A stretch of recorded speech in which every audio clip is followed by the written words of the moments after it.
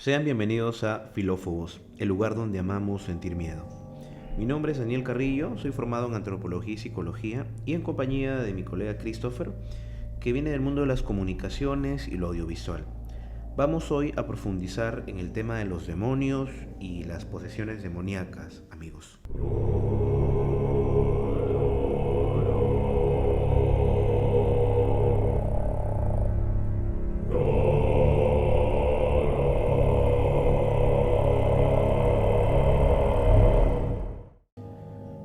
Para empezar, hay que advertir o indicar que este documento es una conversación sobre temas que se podrían entender como de orden paranormal o de temática de misterio.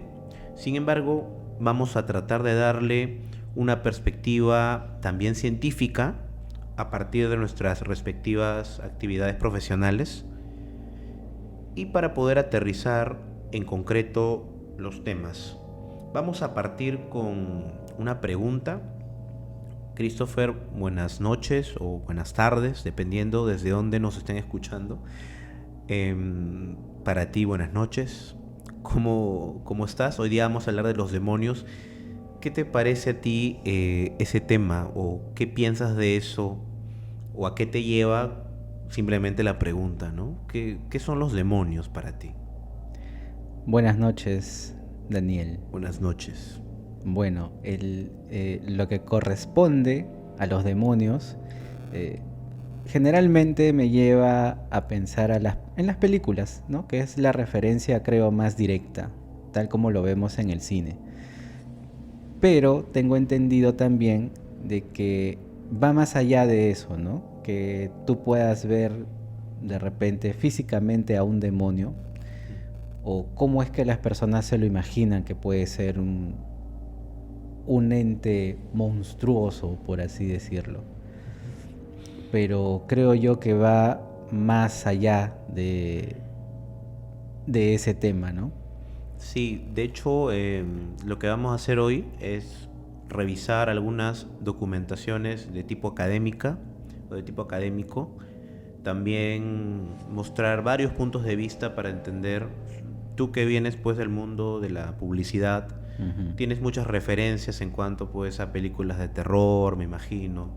Claro. También a, bueno, de hecho todos los que pertenecemos a esta cultura, digamos, latinoamericana, ¿no? O peruana, Sí. sabemos, pues hemos visto muchas películas, Ujú. pero ¿hasta qué punto específicamente el tema de las posesiones demoníacas o los exorcismos es algo real? Por lo Claro. general, cuando uno, digamos, pregunta a la gente o conversa con las personas, suele haber dos tipos de personas. Personas que creen en esto de manera total, de manera absoluta, y hay otros que les parece que es mentira o son supersticiones de la Edad Media. Sí. Y creo que todavía es pronto para nosotros dar un veredicto. De hecho, no nos corresponde determinarlo, pero sí indagar. Te quería contar que he estado revisando, haciendo una investigación, Ujú. y he revisado algunos reportes. Bueno, primero vamos a... ¿Te parece si definimos formalmente o tratamos de dar una definición? Creo que puede haber muchas, cierto, pero si pudiéramos dar una definición de lo que es un demonio así en concreto, o a qué se refiere. Bueno, definiendo a un demonio, pienso que es, bueno, yendo al tema religioso, Ujú. ¿no? Que en este caso sería un ángel caído, ¿no? Ujú. Entonces, eh, pienso yo que es una entidad que está propuesta o con el objetivo de crear malestar al ser humano y que lo lleva pues a cosas, a hacer cosas que realmente una persona no haría, ¿no? Por ejemplo, se dice que un asesino Sí. o de repente incluso una persona que miente está influenciada por un demonio, ¿no? Así es como se puede conocer en tema religioso. Sí. Incluso te podría decir, bueno, entonces llegamos nosotros como al acercamiento de que un demonio es un ente inmaterial. De hecho, así lo define el padre Fortea en su libro La Suma Demoníaca. Ujú. A las personas que nos estén escuchando, no se olviden que siempre en la caja de descripción vamos a dejar toda la bibliografía que se ha encontrado para que otras personas también puedan revisar y ampliar sus conocimientos sobre este tema tan, creo yo, interesante. Sí. Mira, te cuento, he encontrado un artículo, te podría decir yo que tengo un documento titulado o intitulado María Pizarro, posesión demoníaca y los nuevos controles epistémicos en el Perú colonial. Este es un trabajo de Rubén Quirós, que es un investigador de la Universidad de San Marcos. Y bueno, para empezar, evidentemente, visto desde el punto de vista científico, en general él explica como que una persona de la época colonial llamada María Pizarro empezaba a sentir una serie de sensaciones o malestares, tanto así que ella se hizo conocida por ser una de las primeras formas o reportes de una persona que dice en el Perú haber sentido algún tipo de problema o algún tipo de situación sobrenatural. Ahora, habría que tener en cuenta la influencia de la Iglesia Católica en esta época. Entonces, Claro. también, sabes tú bien que la ciencia pues no busca eh, pontificar, o sea, no busca en el sentido educar, sino es la búsqueda de la verdad lo más objetivo posible. Ujú. Entonces, acá he recopilado un fragmento que se encuentra en el artículo del mismo autor, y él, claro, evidentemente da una visión histórica de cómo también el concepto del demonio se ha vinculado con lo negativo, pero también se le llama demoníaco a aquello que se considera negativo. Por ejemplo, más tarde vamos a ver, te voy a explicar o comentar, creo que tú lo puedes comprobar también desde el mundo publicitario, Sí. cómo, por ejemplo, el demonio, cuando se representa, hay representaciones donde representaciones donde aparece como un ser bello, pero también lo demoníaco se presenta como algo feo, o sea, estéticamente. Sí. O también el color, ¿no? La blancura o la negritud que pueda tener este individuo. Claro. O también con la mujer. No sé si, bueno, te pregunto a ti. En cuanto a posesiones, y esto es algo muy intuitivo, ¿eh? Tampoco tiene tintes académicos lo que te pregunto, pero creo que es válido. Si tú ves una persona poseída o una película de posesión, ¿qué te da más miedo? ¿La mujer poseída o el hombre poseído? Bueno, lo que más se ha podido ver en el cine son mujeres poseídas, ¿no? Ujú. Es,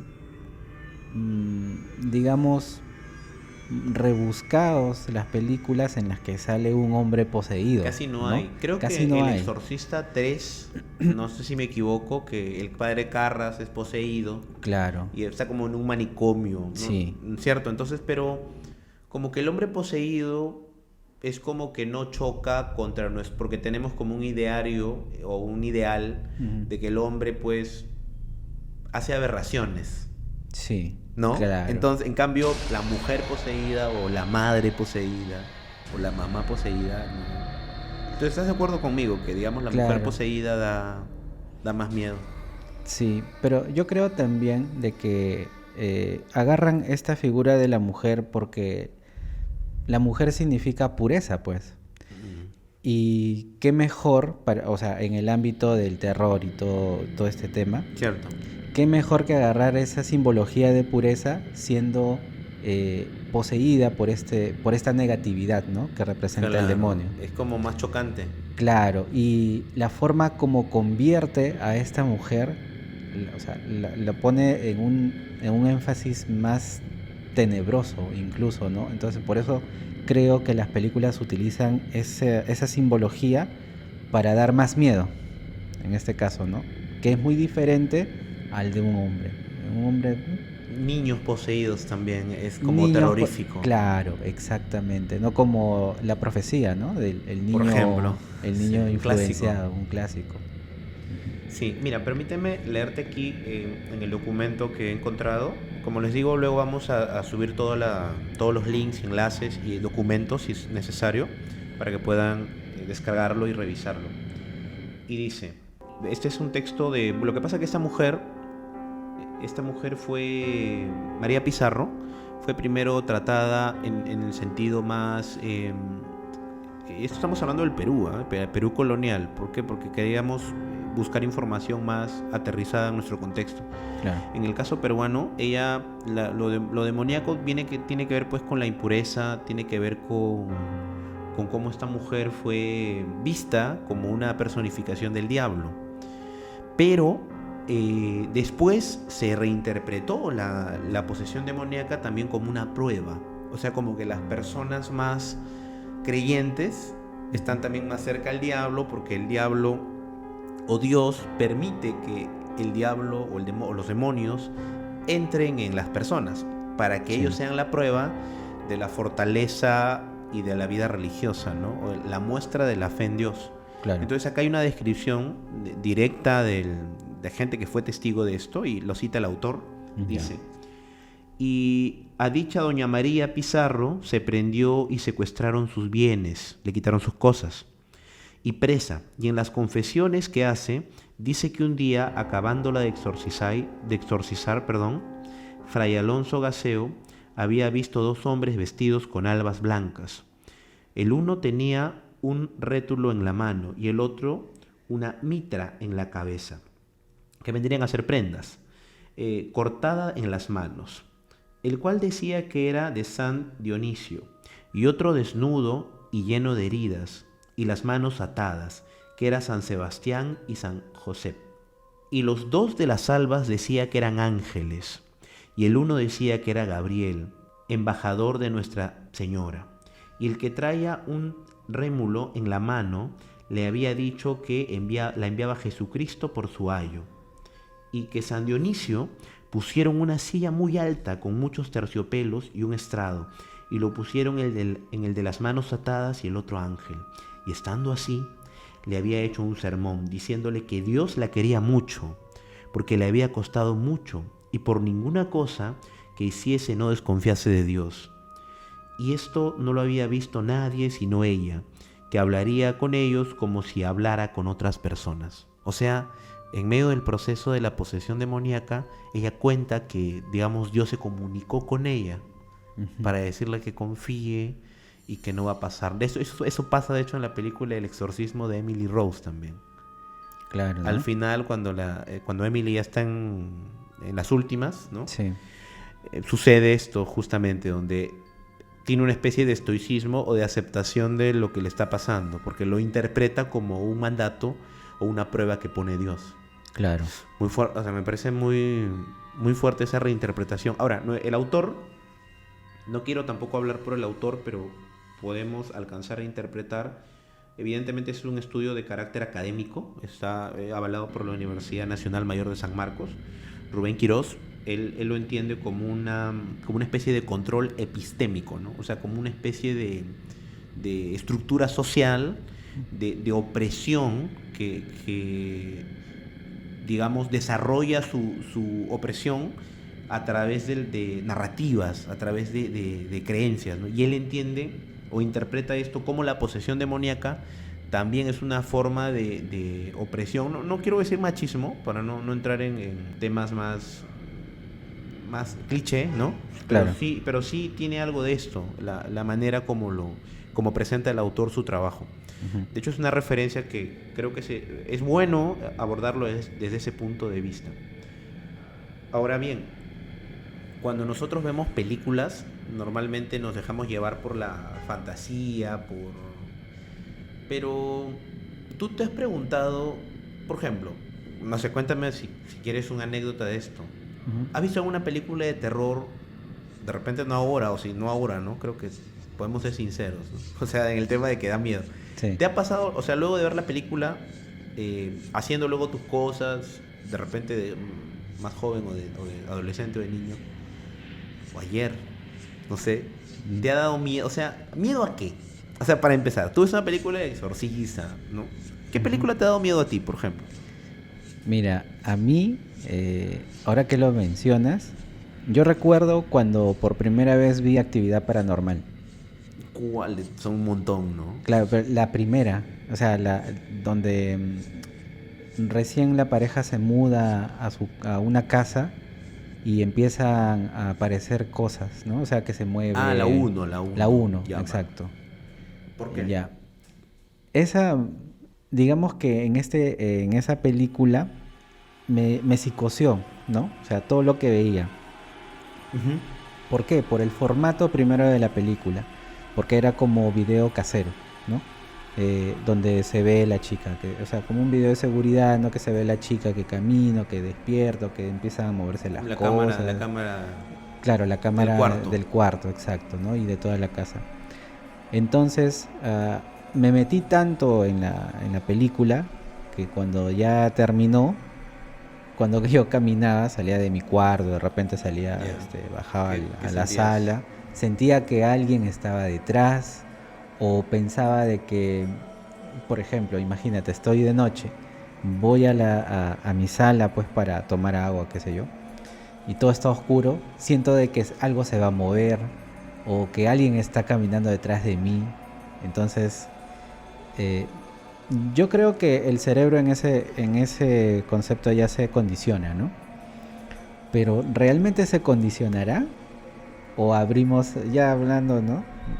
Abrimos alguna puerta para que realmente una entidad esté por ahí, ¿no? Es una gran pregunta. Claro. Mira, sobre este asunto, yo he encontrado un documento académico también para entenderlo cómo cómo se aborda desde ese punto de vista. Cito el documento, se llama La posesión demoníaca, dos puntos, Ujú. psicosis, neurosis histérica o trastorno neuropsicológico. O sea, es una explicación. De hecho, a quien le interese, le comento, el autor es Vallejo Grajales y este documento es del año 2019. Es un documento académico. Reciente. Entonces, Dubán Vallejo Grajales. Ahora quiero mencionar también el origen de dónde fue. Bueno, el 2018 fue recibido y el 2019 se publica. Bien, este documento es de Medellín, de una universidad de Colombia. Y quisiera sobre todo hablar de los síntomas, porque se supone que la posesión demoníaca, si nosotros entendemos que es un demonio, ¿no?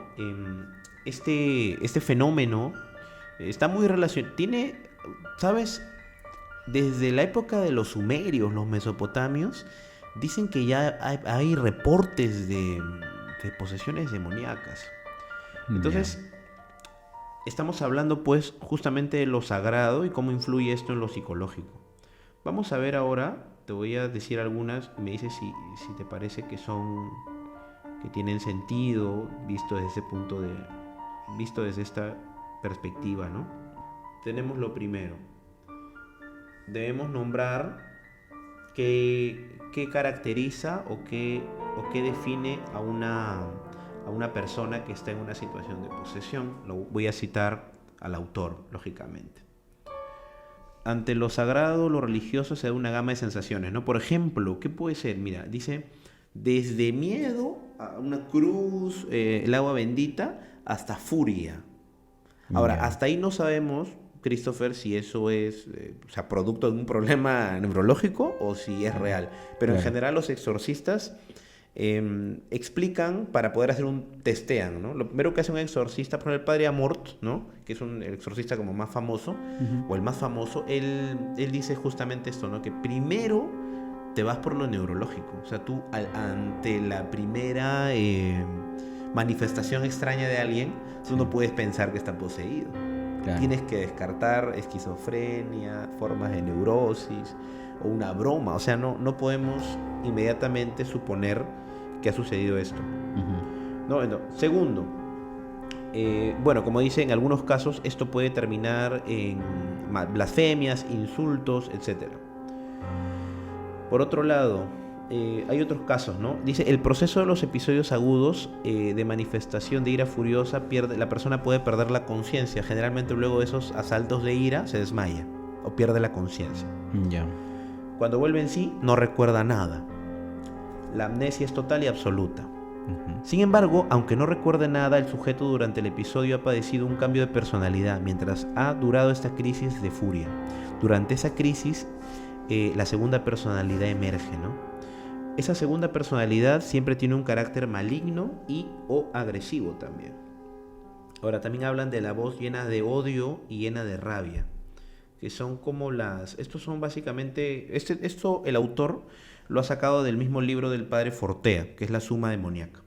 En algunos casos, las personas también tienen alucinaciones. O sea, comienza con alucinaciones y esas alucinaciones pueden ser sensoriales, o sea, puedes sentir en tu piel que te tocan, puedes sentir, puedes escuchar, o al momento de irte a dormir puede haber un ruido continuo, pero reconocible. O sea, durante una semana, antes de dormir, puedes sentir un ruido, que rascan algo, o que se abre un cajón. Claro. Pero tú revisas, no son ratas, no son cucarachas, o sea, no hay nada, ¿no? Pero se dice también de que estas personas empiezan a distorsionar el rostro de las otras personas, ¿no? O sea, como que los ven con ojos grandes, sonrisas grandes, sí, ¿no? Los dientes y eso. Claro, eso será en una situación más avanzada. Ahora, hay que diferenciar algo, dice. Siente una difusa sensación extraña en alguna parte concreta del cuerpo, ¿no? Por el contrario, no oyen voces internas, no sienten algo que les corre bajo la piel. O sea, lo que ocurre es que una cosa es el pensamiento. Cuando tú dices escucho voces, puede ser que sea tu pensamiento, sí, y otra que de verdad escuches, o sea, sonoramente, ¿no? Como en este micrófono. Sí. Pero va aumentando. Ahora hay que hacer una diferenciación que creo que también la hace Fortea, si no me equivoco. Una cosa es una posesión y otra es una infestación. Yeah. O sea, un muñeco no puede ser poseído, porque un muñeco no tiene un espíritu. Yeah. Una casa es infestada, un muñeco es infestado. A veces decimos la muñeca poseída, y no hay muñecas poseídas porque la posesión es la doma del espíritu. Entonces yo no puedo, la guitarra o el ropero no puede ser poseído, ¿no? Puede ser infestado. Yeah. Por otro lado, ahora vamos a hablar de la parte neurológica, que también es importante. Dice el autor, la presencia volviendo al tema de la neurosis, puede ser también, en algunos casos se ha visto estos mismos síntomas en casos de lesiones secundarias, traumatismo encefalocraneano, también esclerosis múltiple, en el hemisferio dominante para el habla, involucrando regiones frontotemporales, subcorticales.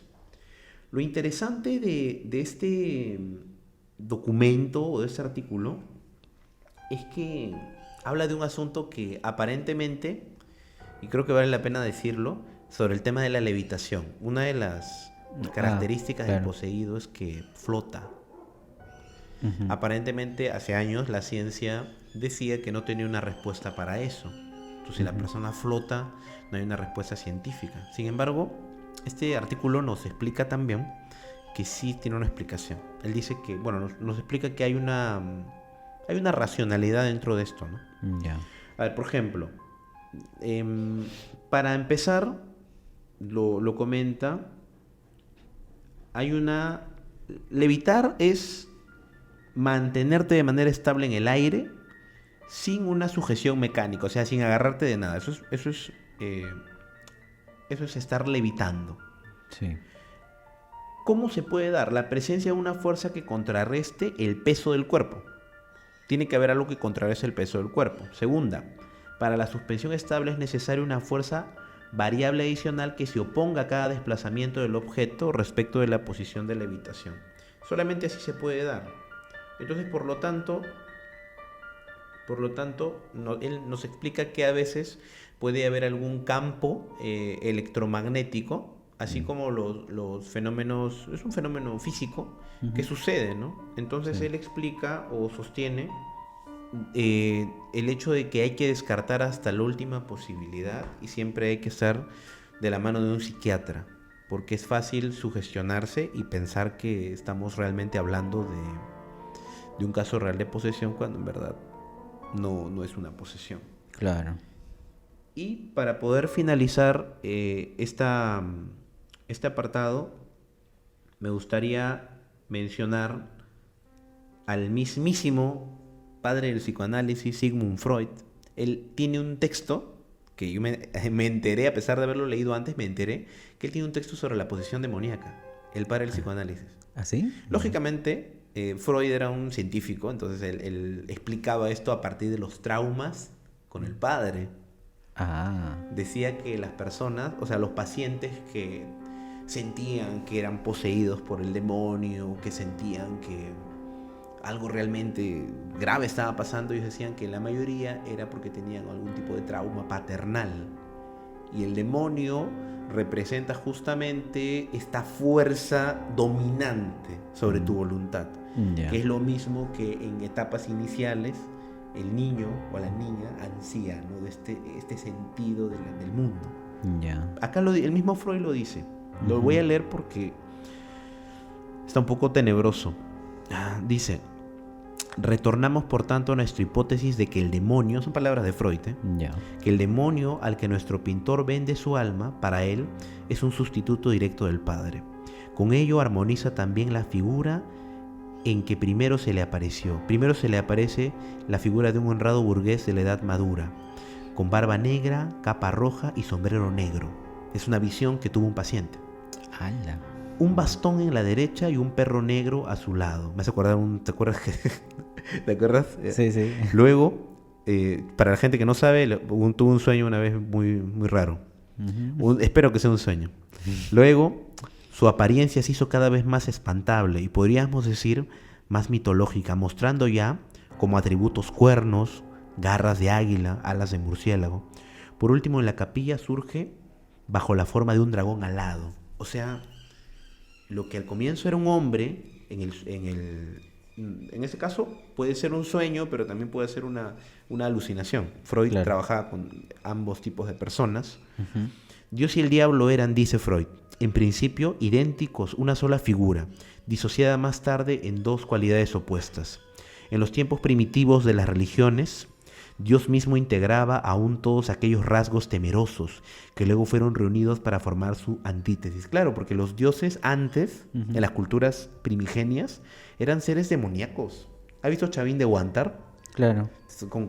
Una bestia. Con colmillos, claro. Pero luego Dios fue tomando una postura antropomórfica, o sea, forma humana, y todos los atributos feos de los dioses se empaquetaron y se plantearon como lo demoníaco, ¿no? Pero en realidad dioses podría entenderse para Freud como esta fuerza de la naturaleza que nos espanta en realidad, y por eso nosotros le ponemos rostro, ¿no? Le ponemos cara.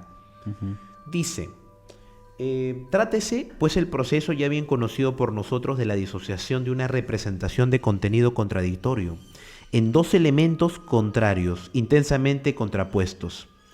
Pero en este momento hay un obsceno pájaro de la noche que está, curiosamente, cuando empezamos a hablar de esto, se pone a... Y más fuerte, ¿no? Oye, está... Ya no vamos a hablar, ya, tranquilo. Se calmó. Es broma esto. A ver, espera. Voy a seguir, ¿ya? Sí, sí.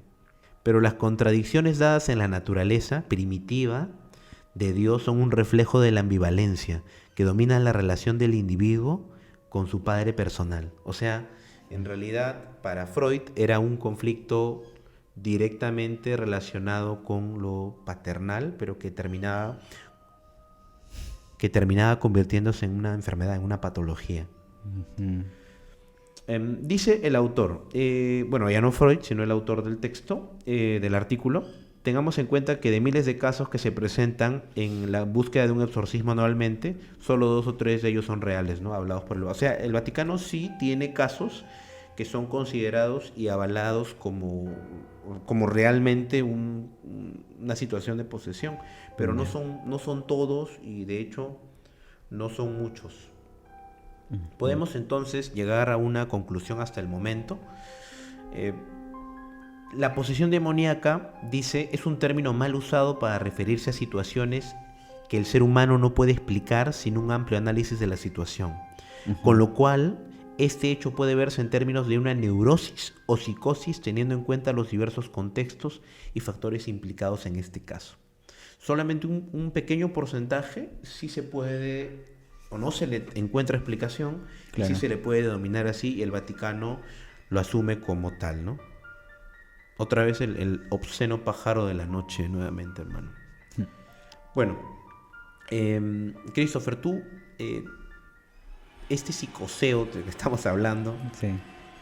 ¿esta película que me cuentas de Actividad Paranormal fue la que más te generó esa situación de psicoseo? ¿Podrías dar más detalles? O sea, ¿cómo se dio eso? Por ejemplo, ¿sentías que te veía? Claro, o sea, sentía que hay alguien ahí en la casa, o sea, después de ver la película, obviamente, bajaba hacia la sala y sentía como si alguien me estuviera siguiendo. O Perdón, ¿de día o de noche? de noche. Pero ¿por qué? De noche, justamente. Claro, o sea, me provocó ver la película en la noche porque... Pero solo un día te psicoseaste. Sí, claro, solamente un día. Después, normal, ¿no? Pero en ese momento sí. Ahora, hay otra película que sí me psicoseó un poco más. No recuerdo exactamente el nombre, pero se trata de o sea, tú estás en tu casa con luz y cuando apagas la luz aparece un ente, una sombra negra. No entiendo. ¿A qué te refieres? O sea, esa sombra no puede aparecer en la luz no, cuando hay luz, No. pero cuando apagas la luz aparece. Pero, ¿me estás diciendo que tú tuviste eso? No, eso es una película. Ok. ¿Ya? Entonces, ok. sí, y es muy buena. Voy a recordar ahora ¿Como cuál el hada es de los el dientes? nombre. ¿El hada de los dientes? No. Es un demonio que solo te puede atacar en la luz. No, Perdón, en la oscuridad. en la oscuridad. En la oscuridad de la noche se llama. Claro, la película. digamos, tiene El hada de esa los dientes. similitud. Sí, pero no exactamente se llama así la película, pero esa es la temática, ¿no? Ok. Entonces, lo que pasa es que por ejemplo, hay una escena que hay un tipo que está pues en una fábrica y él empieza a caminar y siente que hay alguien atrás. Entonces él voltea y ve la figura de una mujer, Sí. o sea, todo negro, ¿no? Una silueta. Y él empieza a caminar un poco más rápido y cuando él se pone digamos que hay una especie de luz que lo alumbra a él, la sombra se detiene, no pasa por la luz. Camina de nuevo él y la sombra vuelve a aparecer donde está oscuro. Él se pone en la parte de la luz y desaparece. Después se encierra, ¿no? Como en su oficina, algo así. Y las luces empiezan a parpadear de su oficina, se apaga todo y la sombra ya está adentro. Ok. O sea, te empieza a seguir de esa manera. Pero eso, ¿cómo a ti te...? A mí me psicoseó ¿Tú pensaste porque... que te iba a pasar eso? O sea, sentías, mejor dicho. Claro, por eso yo caminaba con miedo porque estaba en la oscuridad, o sea, en mi cuarto oscuro, ¿no? Pero eso, digamos que estaría dentro del mundo, no sé si necesariamente demonios, pero sí poltergeists, ¿no? O sea, estos eventos físicos, o sea, que te mueven cosas, actividad paranormal. Claro. Bueno, cuando tú ves actividad paranormal, esta puede provenir de algún tipo de... O sea, hay demonios que pueden generar también este tipo de situaciones. Sí, pero, o sea, se dice que también que un demonio no podría, en este caso, hacer ese tipo de cosas, ¿no? De, por ejemplo, mover algo, tirarte algo o cosas así, porque en principio no es material, ¿no? Es un ente inmaterial. Ok. ¿No? Entonces, pero ¿cómo? O sea, ya, está bien, no es material, no te puede tocar porque no es material, Pero entonces, ¿cómo es que logra manifestarse de esa manera? O sea, ¿cómo explicar que un objeto se pueda mover de la nada o que te pueda cerrar la puerta de la Claro, nada, porque ¿no? eso sucede. Exacto, porque sucede. Entonces, o a las mismas cámaras fotográficas que te captan de repente una sombra o qué sé yo. Pero si es inmaterial, ¿cómo es que se pueden manifestar, no? Ujú. Claro, y ese es todo otro problema. Ujú. Mira, tengo por otro lado para hablar ya del Perú, porque para no desviarnos mucho del asunto. Sí. Último documento que he encontrado, este es un investigador que luego vamos a llamado Pablo Rodríguez, Ujú. pero es de la Universidad de Colombia también. Pablo Rodríguez realizó una investigación en el Perú. O sea, él es de Colombia, pero vino al Perú para hacer creo que vamos a hacer ya parte del equipo al pájaro este, porque no se va a callar nunca. Sí. A ver, dice, los demonios, el título, bueno, el trabajo se titula Los demonios en el convento. El caso de las monjas clarisas de Trujillo, del Perú, en el siglo XVII es esto. Ya. Y nos cuenta la historia decían los informes que en este convento de Trujillo, al norte del Perú, al norte de Lima, Ya. cerca de 50 monjas fueron poseídas por el demonio. 50 50 monjas. monjas, Ya. pero naturalmente en esta época, como mencioné en el artículo anterior, la iglesia tenía pues mucha influencia, la iglesia católica, sobre todo en el siglo XVII. Pero lo que llama la atención aquí es que hubo dos monjas, especialmente dos monjas, Ya. que ellas fueron, vamos a llamarle, fueron las más poseídas. Ya. Fueron las que tenían mayor problema dentro de dentro del convento. Ujú. Y estas dos monjas decían que dentro de sus síntomas, o uno de sus síntomas era, por ejemplo, eso resulta hasta medio curioso, ¿eh? Bastante curioso. Mira, en este tiempo, justamente en, en el Perú, en esta época, Ujú. aparecía o existía la figura del esclavo, el esclavo negro. Ya. A los Claro. esclavos negros, cuando se escapaban de sus haciendas, Ujú. se convertían en unos apestados sociales, o sea, no tenían a dónde ir. Ya. Y muchos vivían en unos galpones y se les llamaba los negros cimarrones, Ujú. que algunos eran asaltadores de caminos, o sea, trataban de sobrevivir como pudiesen.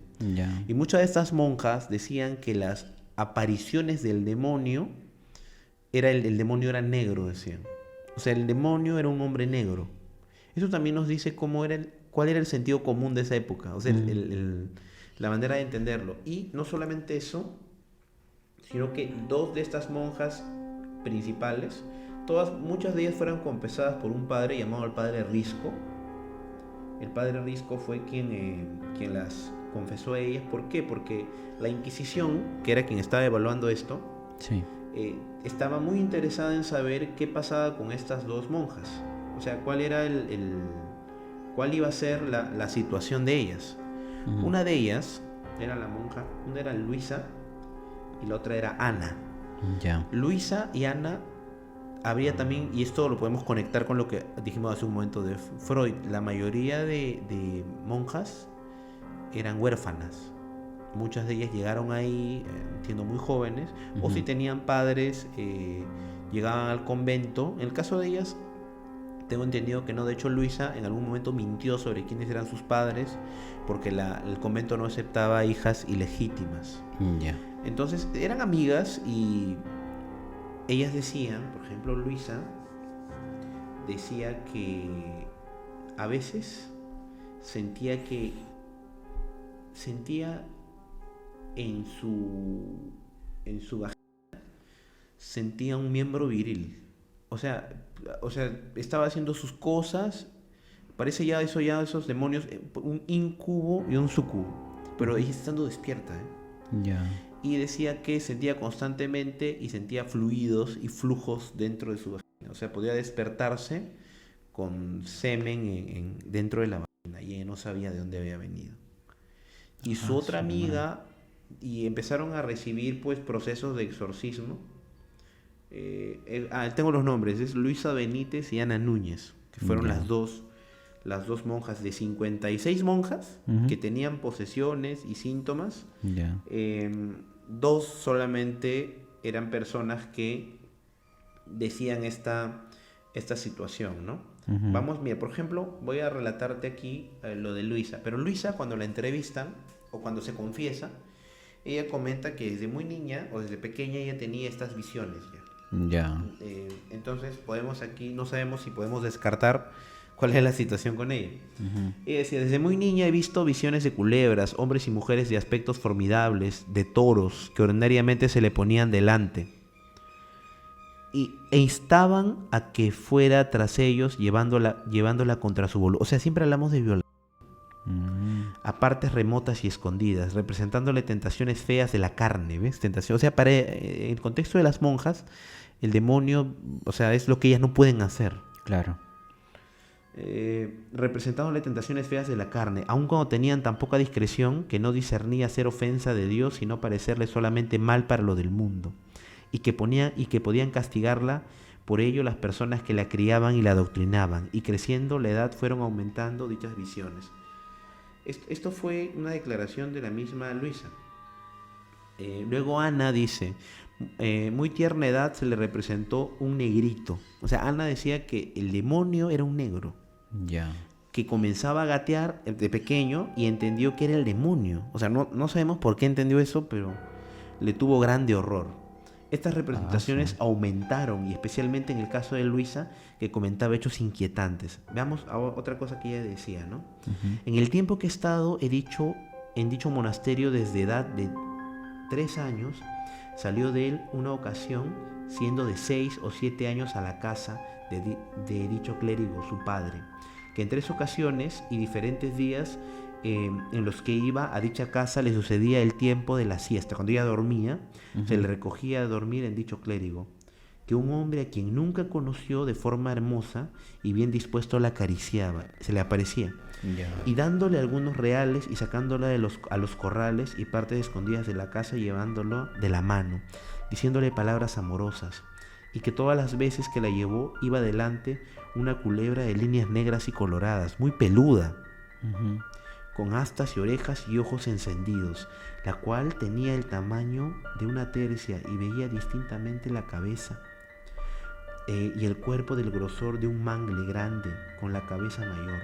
Nunca llegaba a verle al fin, y esta culebra siempre iba entre el hombre y esta declarante vía recta, y llegando al paraje donde dicho, ya termino con esto, hombre de amores la requería, hacía demostración de querer ejecutar algún mal hecho en su cuerpo, o sea, violación, y se desaparecía la culebra, y que la primera vez que llevó a este puesto la empezó el dicho hombre a desnudar, y habiéndole quitado la saya, la ropa, esta declarante se le huyó de las manos y se fue saltando por una puertecilla pequeña y se entró en una despensa y metió las manos en una botija de miel con ánimo de que, viéndola toda enmielada, no la volviese a coger. Entonces muchos de estos temas demoníacos han sido también vistos desde puntos de vista psicoanalíticos. Claro. Y bueno, Ana, con el pasado del tiempo, empezó a pensar que Luisa, que de nada servía el exorcismo, porque ella decía que igual los demonios iban a regresar o se iban a poner fuertes. Entonces, Ana decía que Luisa era una santa. Entonces Ana empezó a hacerle estampitas y a rezarle. Cuando rezaba a la Virgen María y también rezaba a Santa Luisa.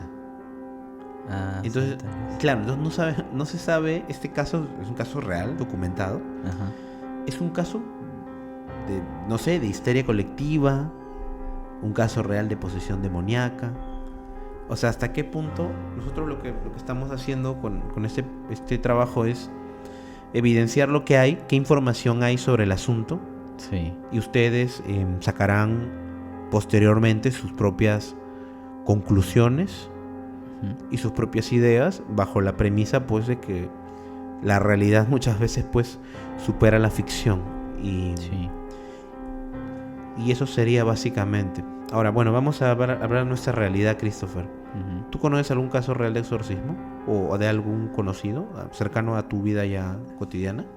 No, realmente un exorcismo como tal, no. ¿O algo demoníaco? Algo demoníaco no, tampoco, no. O sea, no he tenido la oportunidad de eso. Lo único que sí he podido observar Ujú. son por ejemplo, no sé, he visto sombras, he visto Sombras donde no debería haber. donde no O sea, debería haber.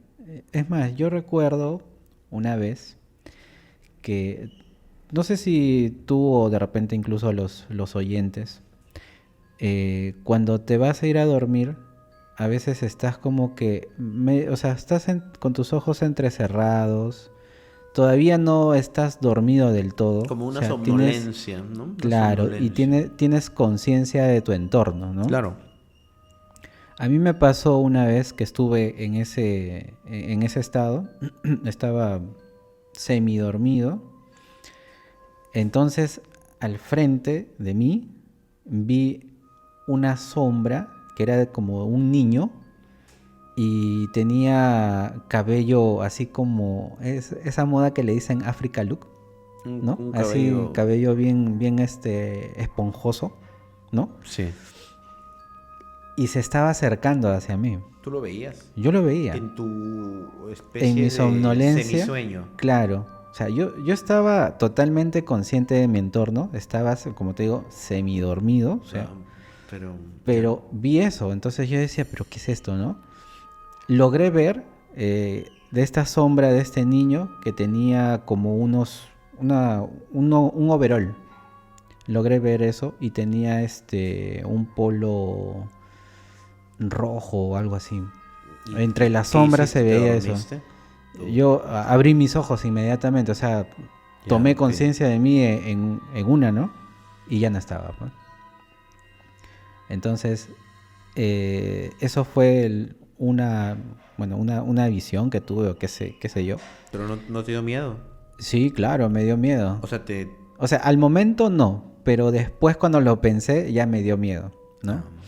Después también una vez yo recuerdo que estaba bajando hacia la sala de mi casa y para bajar hacia la sala tengo como que, digamos, una rendija que se puede ver mi cuarto, ¿no?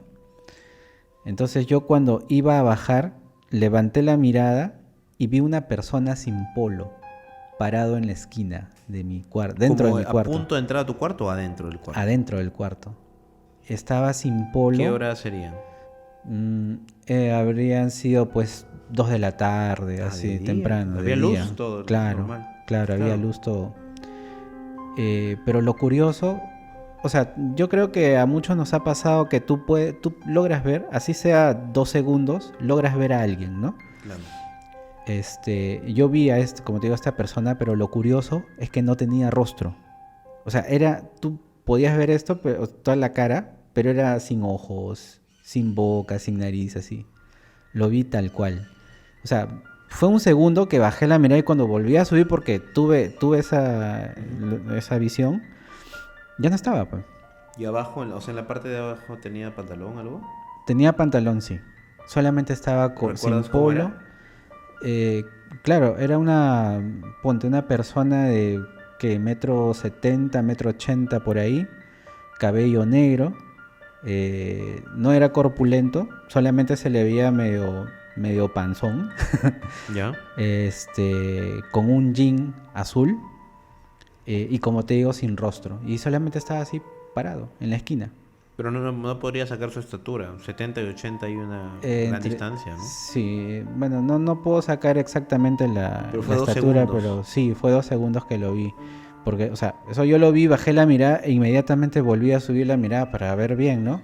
Y no había absolutamente nada. Ni para decir de que haya de repente una ruma de ropa o qué sé yo, ¿no? O sea, algo Esa parte, que pudiera parecerse. exacto, esa parte estaba totalmente libre. Entonces, ese tipo de cosas sí he visto.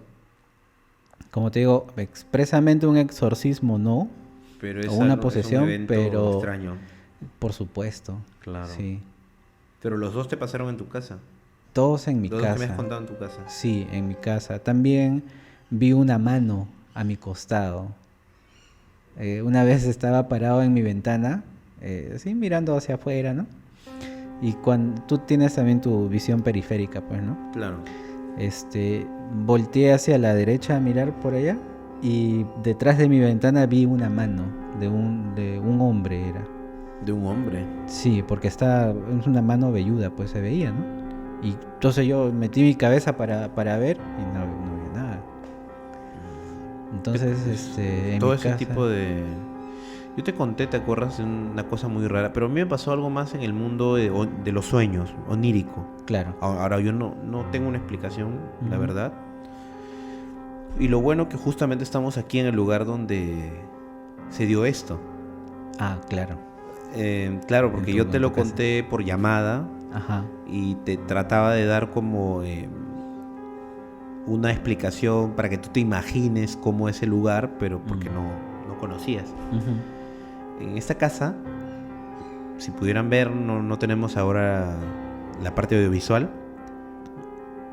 Dependiendo, vamos a tenerla. Ujú. Pero detrás de donde estamos sentados nosotros, detrás de ti hay una ventana. Ya, Queda el otro detrás de ti, más allá hay una ventana. ya. Y si tú te asomas por esa ventana, tú vas a ver que hay una escalera que da al techo. Una escalera que da al techo. Ujú. Pero no es una escalera apoyada, sino es una escalera de madera construida para subir al techo fácilmente. Ya. Pero más allá están otros cuartos Ujú. de otros familiares y en la pandemia estábamos por alguna razón con más familiares de lo normal Ujú. y era otra situación. El punto es que de repente un familiar mío, yo recuerdo que me eché para dormir y con total normalidad me eché y tuve un sueño primero. ¿Te acuerdas? Sí. Yo abro la ventana y uno cuando está durmiendo no sabe que estás soñando, simplemente yo de pronto sentí como unos rasguños en la pared porque la ventana es al ser de vidrio, pero es un vidrio fuerte, entonces sentí unos rasguños de un perro o algo así, ¿no? Sí. Entonces yo salí, como ahí había familiares en casa que habían llegado o estaban quedando por motivo de la pandemia, Ujú. yo salí y moví la cortina y vi un perro. Esos perros golden o labrador, no es lo mismo, pero Ujú. que son afables. Sí. El perro intentaba con la nariz como que meterse por la ventana. O sea, se ponía las patas, ¿no? Se levantaba en dos Ujú. patas y entonces mi sorpresa fue, ¿quién ha traído este perro? Algún familiar mío lo ha traído y está inquietando, nos está molestando en plena madrugada. Mm. Y yo no sabía, no sé cómo me volteo para un lado y veo, obviamente en la oscuridad, veo una silueta en la escalera, en el medio de la escalera, la silueta de un hombre alto, flaco, largo, Ya. que llevaba como no sé si una capa o un sombrero o algo así. Y entonces yo entiendo, yo ato cabos y digo, este perro está asustado porque, no, o sea, tiene miedo, ¿no? De ver eso. Claro. Y el perro así desesperado. Y de repente me despierto con un grito espantoso. Un horrible grito de una tía que yo tengo y que en otra habitación contigua empezó a gritar el diablo, el diablo. He soñado con el diablo, así, Ujú. ¿no? Empezó a gritar y la familia fue a ver qué pasó. Y ella dijo, el diablo, se ha querido asomar por la ventana, se ha querido meter por la ventana. O sea, en su sueño, ella había sentido que de la escalera donde No, está en la casa, claro. el diablo se intentó meter y se deshizo, dice, se hizo como colores y hacia ella fue. Entonces cuando eso le cayó encima, Ajá. ella gritó, pues. Claro. Y, y justamente yo pasó todo el miedo, o sea, me asustó el grito a mí. Luego regresé a dormir y cuando me acuesto, recién sentí el verdadero terror. Porque empecé a relacionar todo y justamente en mi sueño se dio esa coincidencia, Claro. de que estaba en la escalera ese ente, ¿no? Y ella Sí. también habrá soñado lo mismo. Qué locazo, ¿no? No sé, o sea, yo no entiendo si hay una plataforma o un Discord de los sueños, ¿no? Donde todos Sí. estamos en el mismo lugar, como si fuera otra versión del mundo. Ujú. Y tú sueñas, pero por algún lugar me puedes encontrar a mí soñando lo mío. Claro. La verdad que lo desconozco. Ujú. No me ha vuelto a pasar algo de ese tipo. Bueno, otras cosas sí, pero algo así de los sueños no. Bueno, amigos, hemos terminado, hemos acabado ya nuestro primer episodio de hoy, tratando de dar algunas fuentes de información confiables para poder hablar de estos temas y contrastarlo también con nuestra experiencia de vida y también en parte experiencia profesional. Si les ha pasado algo similar, amigos, o tienen alguna inquietud o sugieren algún tema para poder también desarrollarlo, investigarlo, lo vamos a escuchar. Sí. Christopher, ¿tú tienes algo que agregar? No lo sé. No, que bueno, que espero que este tipo de temas no son lo que usualmente pueden escuchar, todo es investigado, documentado, y vamos a dejar, ¿no?, los links abajo Sí, en los comentarios para que sí. puedan tener acceso a esa información si quieren ahondarlo más, ¿no? La verdad que no hemos hecho todavía ningún trabajo de campo ni nada así por el estilo, pero Sí. sí recomendamos, vamos a dejar en la caja de comentarios todas las fuentes Ujú. para que ustedes mismos puedan desarrollar este amor por el miedo. Buenas noches, gracias.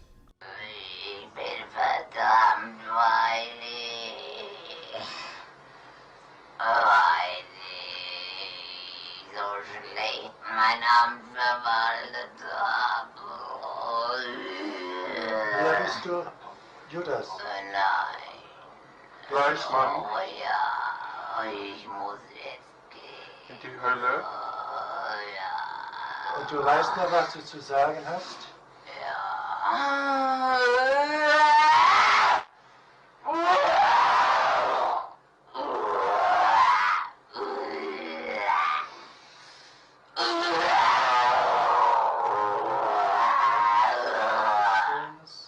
Und des Heiligen Geistes. Gottes. Des Heiligen Geistes.